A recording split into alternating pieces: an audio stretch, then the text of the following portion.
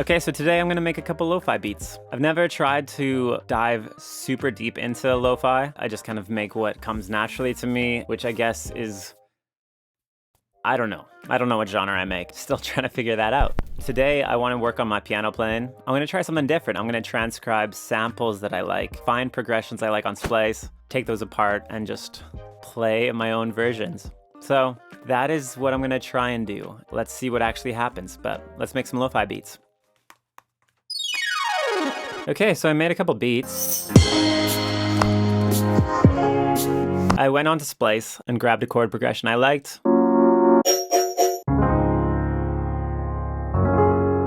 Dragged it into Logic.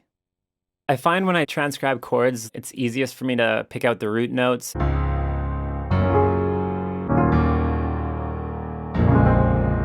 Then I just played around until I figured out the chords of the sample.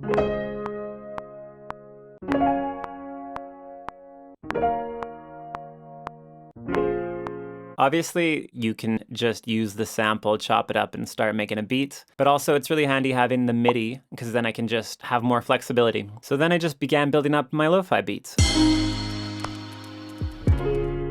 Recorded a top loop. Drowned it in reverb. From there, made a really short arrangement and put an outro, which was basically just changing one note. So it was like a nice subtle piano cadence. As I was building this up, I heard a melody in my head, sang that poorly.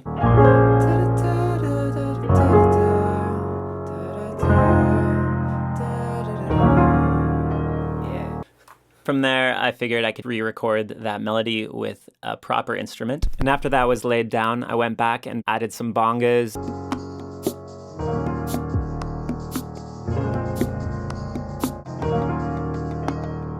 And then comped the takes. Since I had all the MIDI notes, I just grabbed the root notes of the MIDI to add a bass line. Found like a cheesy cello sound from Reason's sampler.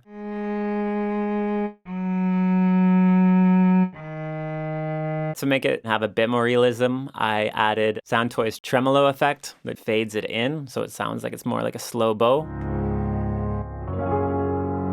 And there's just more dynamics. So after that, I kind of just got going. I decided I wanted the melody to be recorded with my acoustic guitar, so I grabbed that.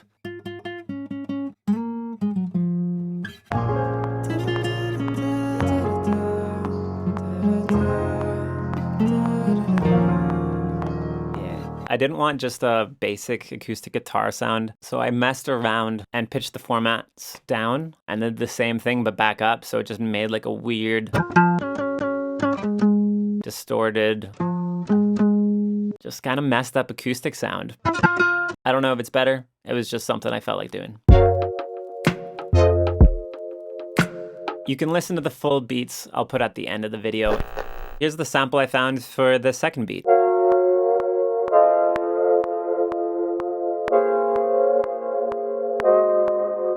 Very home shake vibes. Transcribed that sample to MIDI, then went ahead, added a simple kick and snap beat.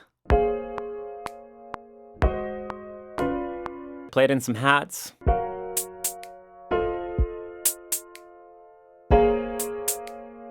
A little more hats. Then some Foley-like textures. I still felt the track needed a bit more of a consistent hat groove, I guess. So I played around on my drum pads and recorded that.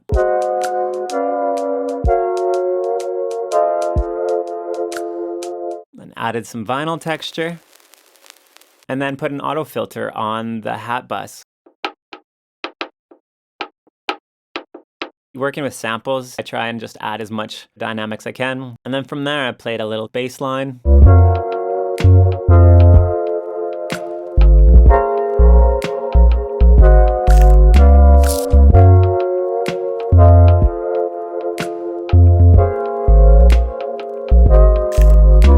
All the home shake vibes.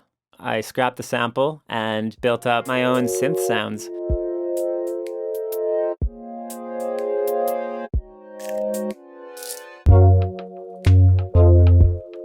Added some rhythmic effects with Soundtoy's tremulator. and then put a pitched lead intro.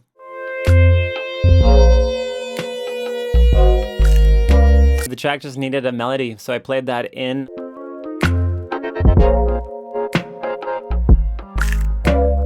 Recorded it to audio. Found another complementary sound. And here's where actually having the MIDI notes is handy. I use them to just build out the arrangements and add some melodic elements throughout the track. And yeah, just some little flares. So that's that.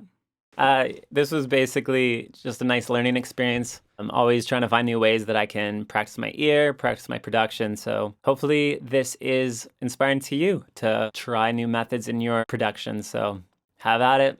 Thanks so much for tuning in. Bye.